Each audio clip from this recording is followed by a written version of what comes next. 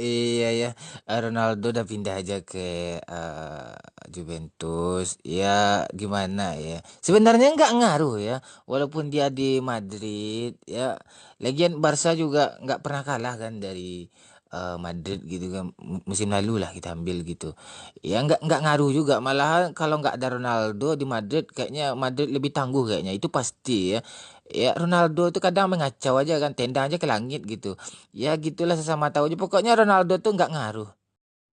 Iya ya, Ronaldo udah pindah aja ke Juventus. Ya gimana ya? Sebenarnya nggak ngaruh ya, walaupun dia di Madrid ya. Lagian Barca juga nggak pernah kalah kan dari Madrid gitu kan. Musim lalu lah kita ambil gitu.